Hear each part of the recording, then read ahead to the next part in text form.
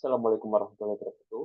Perkenalkan nama saya Taufik Nur Kusuma, NIM 2320114. Pada hari ini saya akan mempresentasikan apa itu use case, bagaimana simbolnya, dan bagaimana contoh kasusnya untuk pemenuhan UTS mata kuliah RPL.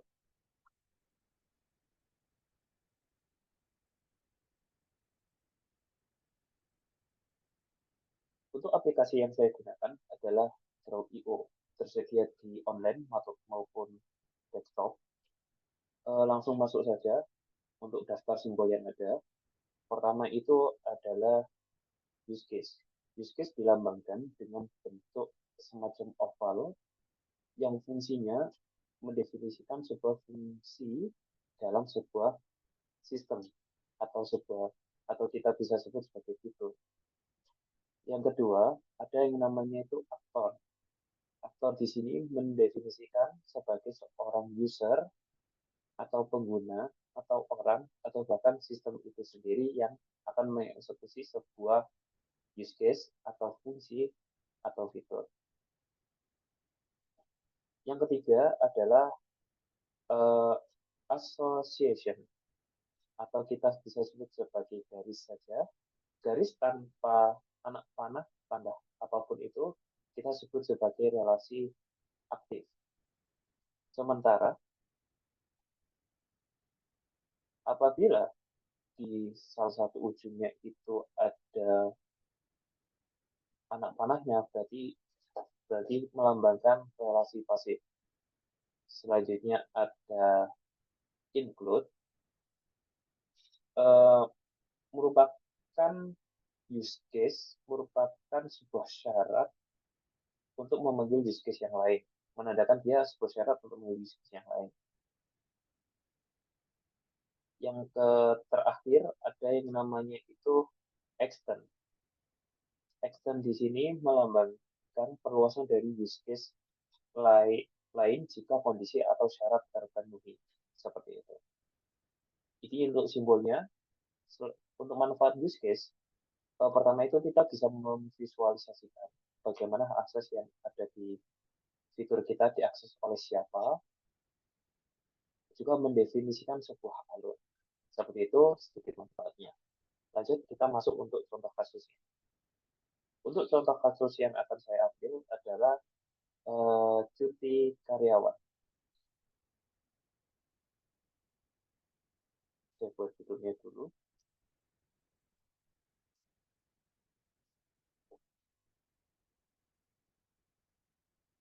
Pertama saya akan ambil aktor dulu ya, aktor di sini.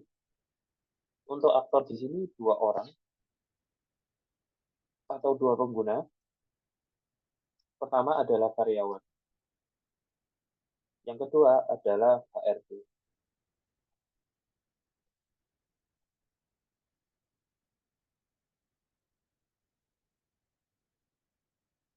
Untuk use case-nya terdiri dari beberapa fungsi atau fitur. Pertama itu adalah mengajukan cuti. Yang selanjutnya adalah melihat jatah cuti.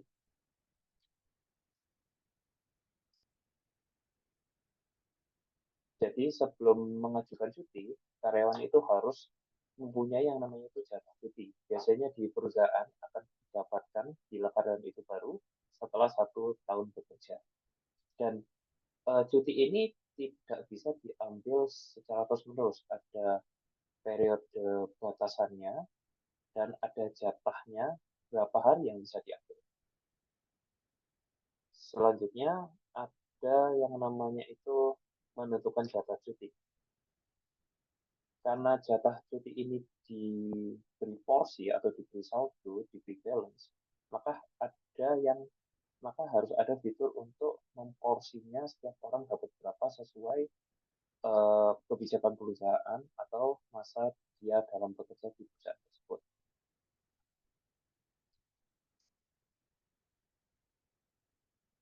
Selanjutnya adalah mengapprove.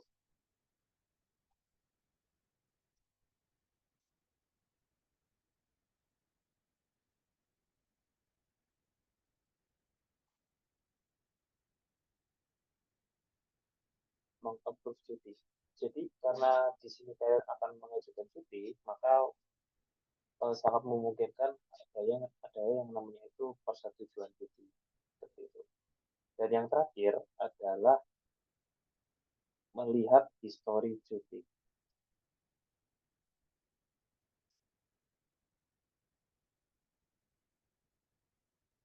Fungsi melihat histori cuti di sini setelah karyawan mengajukan, mungkin dia ingin melihat bagaimana kapan dia terakhir ngambil, itu bisa melihat dari laporan melihat dari histori cuti. Dan HRD nanti pun juga bisa melihat seperti itu. Selanjutnya kita hubungkan. Yang pertama, karyawan bisa mengajukan cuti. Jadi bisa secara aktif. Selanjutnya yang kedua bisa melihat jatah cuti. Ini. Selanjutnya karyawan tidak bisa menentukan jatah cuti dan karyawan tidak bisa mengapprove cuti. Maka dari itu adalah tugas dari seorang HRD. Nah, kita bawa sebelah sini. Kita copy saja.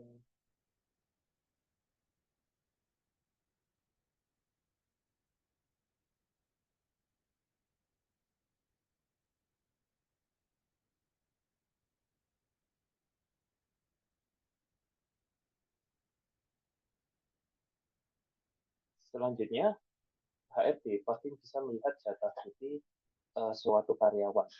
Jadi kita tambahkan garisnya seperti ini. Oke. Selanjutnya, kita hubungkan menggunakan garis yang namanya include. Jadi pertama, untuk bisa melihat jatah cuti, maka dan mengetahui jatah cuti atas karyawan tersebut harus kita generate dulu atau ditentukan jatah cutinya oleh HRD. Maka garisnya kurang lebih seperti ini. Include, dia berarah ke melihat jatah cuti. Yang kedua, ketika kita mau mengajukan cuti, maka karyawan itu harus mempunyai jatah cutinya. Maka kita bisa arahkan di sini, melihat jatah cuti dan mengajukan jatah cuti. Seperti itu.